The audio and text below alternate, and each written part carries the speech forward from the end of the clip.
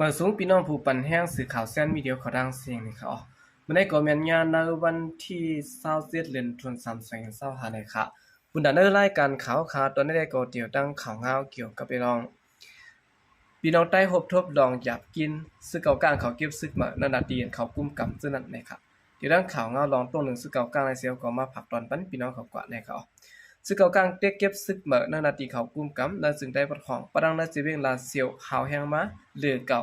ถึงที่ว่า1เฮิรน1ก็อำปันอำใดในแหละเฮ็ดให้คนเมืองอยากกินขันใจนะครับในปี2026ในคนเมืองได้ประของพบทบตั้งอยากกินลองเพศซึกลองการกล้าขายและลองกว่ามาอยากผืดเกมกาย้อนเจ้าการป้ายมักมีลงเจิ้นเปลี่ยนเจ้าคือเขตลูกตั้งเมืองเขตมาลงตุนลางในเมืองใต้สิแหละเฮ็ดให้คนเมืองในปืนตีเจิ้นเปลี่ยนเจ้าสนเจ้าหน้าเจ้ากุนกระด้างขายแสนเล็กแสนปานกลางซะแน่อยู่ไว้ในนาทีซึกเก่ากลางเอ็มดีเขากุมกำอำเข่งตาไหลแข้งเงินบ่เล่งเจ้าแขกได้พบทบลองหยับผืดนะครับภายหนึ่งก็ซึกเก่ากลางออกเขาที่สั่งโปงขอความลงถึงผู้ก่อนปอกก่อนเอิ่งเจิ้นเปลี่ยนผู้ใหญ่ก้นดงและสิเวียงเสียนวีกูวันกูเอิ่งเจิ้นอยู่ไว้ภายนอกเวียงลาเซียวหาก้นส่งปันและจุ่มกว่าเพื่อการซึกเข้าหาการซึก1เฮือนและอีกสุด1เกาะนะครับก้นมันได้พื้นที่ก้อนอยู่ไว้ในเอิ่งภายนอกเวียงลาเซียวก้อน1ลัดไกวด้างสิเขาโดยฮอกว่าก้นดงในตับเขาลัดมาว่าสั่งมาว่าเฮือน1หลังในเพราะว่ามีผู้ใจ2เกาะผู้หญิง1เกาะไหนติไหลเอาใจ1เกาะเพราะว่ามียิง2ใจ1ในแต่ก็เดียวยิง1เกาะนะครับเมื่อกูปอกมีผาจุ่มแล้วมามักคานเฮาขาเสื่องไหนกำได้ซ้ำมามักคานให้เฮาขาปันกวนยิงก็เตียวใจก็อำดอดในแท้เฮาขาคิดซะไว้อยู่ค่ะที่เฮ็ดถือดีในตึกตึงปางกันไว้อยู่ในเขาไว้หลังปางตึกแผนการยันซึ่ง1027ย่อก็ดังซึกเก่ากลางไหลกุมกำปั่นการพองงามและเสเวงเสียนวีย่อก็ในเอิ่งในหวานภายนอกเวียงลาเซียวต่อบ่ถึงเสเวงกาดเก่าเหล่าไกเสเวงกดขายซื่อไหนเปลี่ยนด้านการแสดงซึกมาย้อนกวนใจอายุ18ปีถึง45ปีเข้ารับทำการซึกในเอิ่งและเอสุด2เกาะหมางเสเวง1เดือนย้อนกวน1ปอกหมางเสเวง3เดือน1ปอกในแหละจัดการเก็บกวนซึกมา1ตีแล1ตีเหมือนกันกวนมันเป็นตีดัดในหนังไหนกวนมันเป็นตีก่อนอยู่ไว้ในเสเวงเซนวีลัดไว้ด้านสึกเขาพุทธเขาว่าเมื่อเลียวในอันเขาเก็บกวนในหาแหงมาแก้มาหรือเก่าที่ได้ยาวเขาเมื่อตั้งแต่ก็ผูเกหากวนเฮแลกว่าส่งปันในหับอยู่ค่ะเมื่อเลียวในก็เขาอำพร้อมเจ้านั้นยาวค่ะเขาย้อนไปมุ่งหอเฮือนป้าเขาเด็ดด้วยเส้นสายไม้นั่นเฮแลเก็บเอาหางกล้วยในค่ะกินเสนะคะแต่เฮ็ดคือก็วนป้อมปองเหาะนะครับ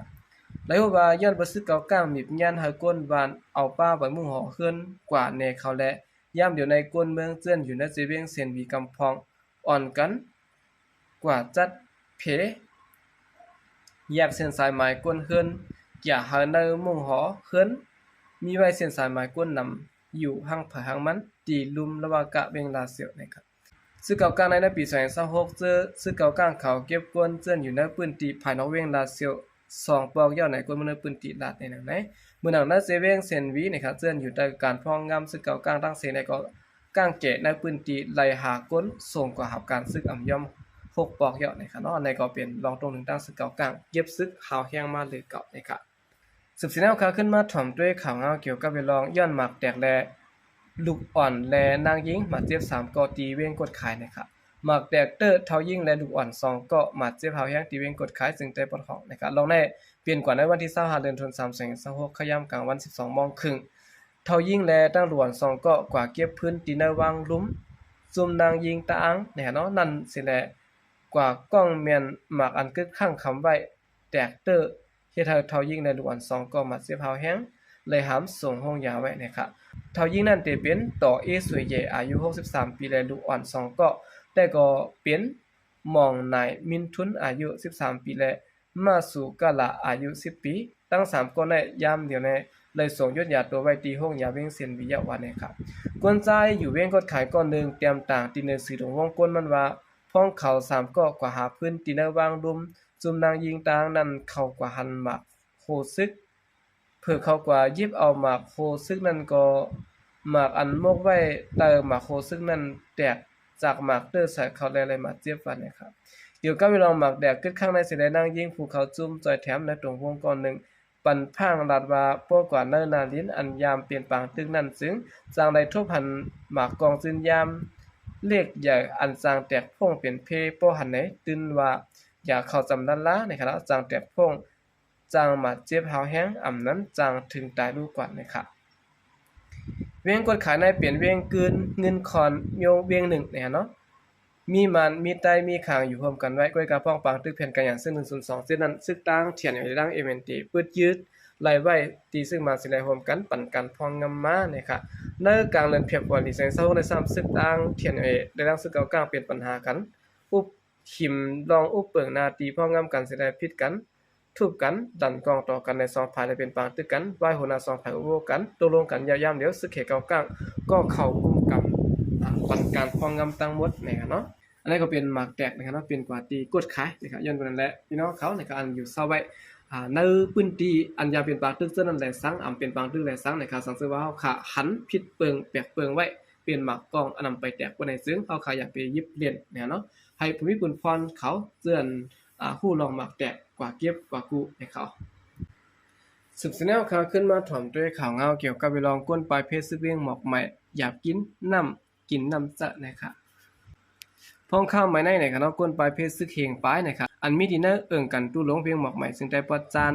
อยากกินน้ำจะวันในเขา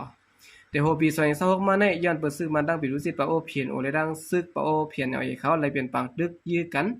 ต่างวันปางหมากนั่นสิได้เฮ็ดให้กวนเมืองในพื้นที่หมอกหาวานคนนับกวนเฮงปลายไหลเงื่อปลายเพชรซึกไว้ยามเดียวอยากกินน้ำจะไว้นะครับนางยิงหนุ่มก้อนนึงนี่ค่ะเนาะ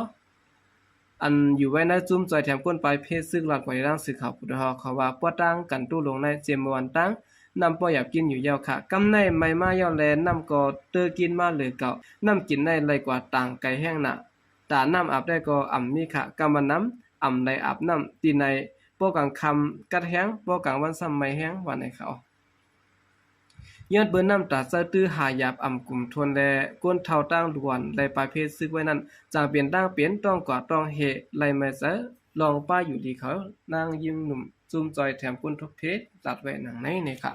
ย่ำเดี๋ยวในปางตึกเย็นไว้สิไลปีทุจิตปะโอเพียนโอเต็กใจก้นปลายเพศปอกมือเฮินเย่เผามันไว้ฟ้องปางตึกนั้นย้อนเบิ่มีหมักแมวผังดินกึดข้างไว้แลก้นปลายเพศซึกไม่เซอลองห่มลมไปฮัดปอกมือขึ้นว่านี่ค่ะก้นซ้ายอันอยู่ในเวียงหมอกไหมลัดไว้ด้านสื่อข่าวพุทธฮอกว่าเพียนโอเขาได้เต็กจะปอกมือเฮิรนขึ้นแล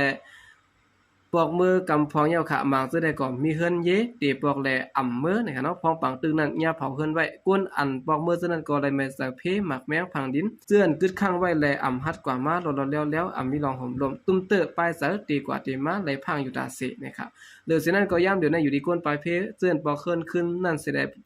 อยู่ดีดังปิดุจิตปะโอเพียนโอกำแถมเงินกำพองเสห้องก้นหาบการซึกไว้เพิ่นมื้อปืนติลัดนี่นะแต่ในวันที่1เดือนกินาวลีมาในซึกมาในดังปิดุจิตปะโอเพียนโอแค้นซึกหลอดตึกเงางุนตับซึกเพียนเอาตั้งวันปางหมักไว้2ผายเป็นบางตึกกันหาวแห้งถึงข้างเดือนปลายในวันที่17เดือนธันวาคม2026ปิดุจิตปะโอเพียนโอยืดกุ้มกำไรคืนวันปางหมักในเพียนโอเขาปืนเผาไว้ซึ่งไหนนะครับพอบางตึกนั้นที่ได้เฮือนก้นในกันตู้หลงเศร้าหลังไปและถูกไฟไหม้ลูกไว้เสก้นมื้อพื้นที่1เฮงไปไหลเงื่องไปเพต่อถึงวันมื้อนี้ไปสร้างปอกมือเฮือนขึ้นนะครับพอมันไก่น้ำหน่อยก็ถูกดีค่ายหาตีมันจำน้ำมันติดเตอร์หลีในอยู่คาวันว่าจังไหนนะครับด้วยการตีน้ำนั้นซ้ำมันลงหยาพืชอันนี้ก็เฮาคาก็ไหลกว่าหันในพื้นที่อันพี่น้องเขาทบนำกับนะครับเนาะกำลังแสดงก็ยินจมนับยองกูมันถึงพี่น้องผู้กำเทียมปัญหาของทางเสียงอยู่เขายินจมนับยองอย่างเสกข่าวใจก็เดียกระสงค่ะ